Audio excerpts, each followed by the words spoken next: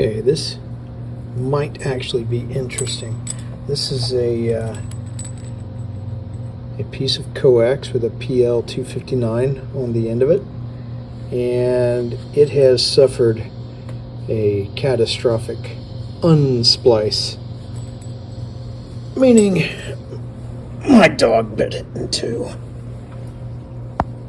And we'll take the other end of the catastrophic splice and put a plug on it. I have these from Amazon. They at the time I got them, they're $13 for a 10-pack.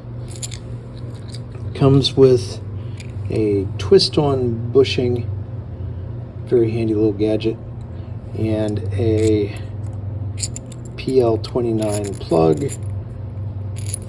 Looks kind of funky, but it does in fact work. And I am going to put a drop of solder in my plug when I get done, just to be on the safe side, but you can double the copper over and make something work if you have to. Alright, so right there, that's the piece of coax I'm going to liberate from its catastrophic state. We'll do that by taking a snip here. Pop goes the weasel. Now I'm going to need both hands, so I'm going to pause and then pull this outside sheath all the way back. And not too shockingly, what I did was I took my little tiny wire cutters.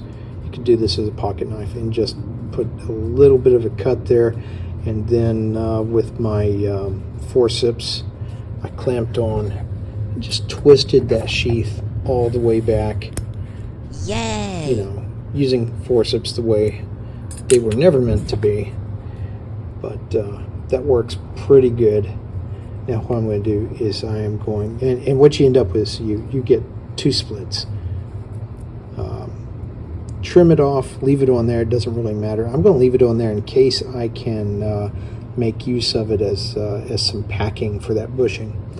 Next thing I'm going to do is I'm going to take the inside plastic. I'm going to push all of this. In fact, maybe I can do it one-handed, at least part ways. I'm going to pull this back, and I'm going to leave the foil.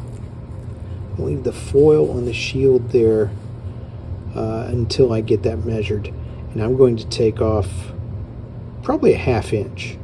I'm going to take off at least a ½ inch to protrude through the plug.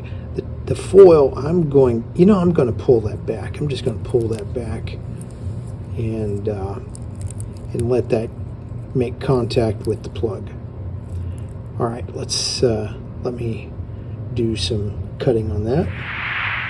Before I do that cutting,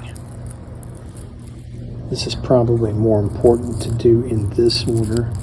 I'm going to pull all of this out straight.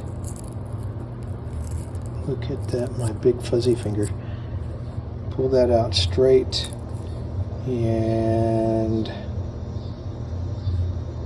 the fat end needs to go away from the plug. So I'm going to press that down.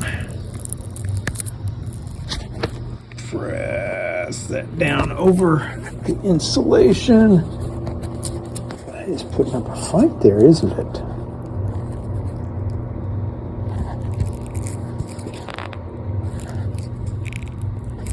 Okay. All right.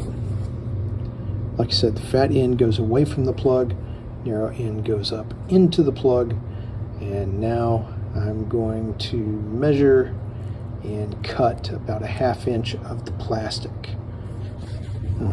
To do that, I'm going to pull back. This braided copper is going to end up draped over the plug. But first, we're going to get this bit here. I have to use two hands for that, so hold on. Yeah, now that's a little more than a ½ inch, but it's okay. We can cut off any excess we come up with. in the end. So let me use both hands again. I'm going to straighten this out. Show this crazy image. There we are. Come on, focus. Focus. I've cut off the plastic. I've pulled back the foil. I've pulled back the copper braid. It's over the threads. That's the important part there. It's over the threads.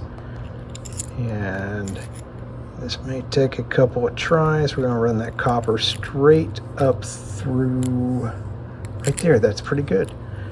And I'm going to push it down and start to twist that on there. Holy cow, I'm doing that with the most amazing camera work. I know you're thinking to yourself, that's the most amazing camera work. We're going to pause that, and I'm going to stop using the most amazing camera work. Alright, now you can see I've got some excess on both ends here that's going to have to be trimmed. That's okay. I'm going to trim this insulation off. I'm going to trim this foil. I'm going to trim this, and it's all, believe it or not, going to make contact. This guy, though, is going to get a drop of solder in the end. And I am going to cut that right off.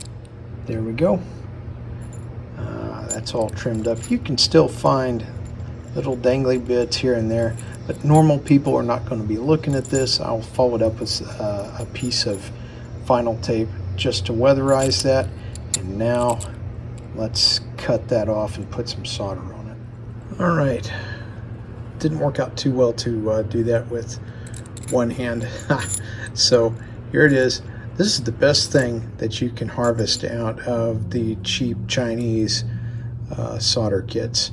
This little gadget. You can hold this piece of plastic in your mouth without poisoning yourself. The solder, not so much. All right. And here we are. This is that copper wire protruding out the end with a drop of solder on it. That's all I wanted, is enough solder to make a connection. And it looks like it's strong enough to anchor that. Should that be a problem, and if that's not enough to hold it, I actually want it to come apart. Okay, I'm going to go ahead and use this now and do some FT8. Y'all have a good one. That's how you use these funky little screw-on contraptions. They are a lifesaver if you're out on your own and you break a wire, and if you've at least got a pocket knife, you can make this work. You don't even have to have tape. I am going to tape this just to be on the safe side. This can be out in the weather. Having at least one of these in your go bag, and at least a decent pair of cutters or a pocket knife will save you should the unthinkable happen. Alright, this is KG5WHQ, Lonnie Webb on Comics. I will talk to you later.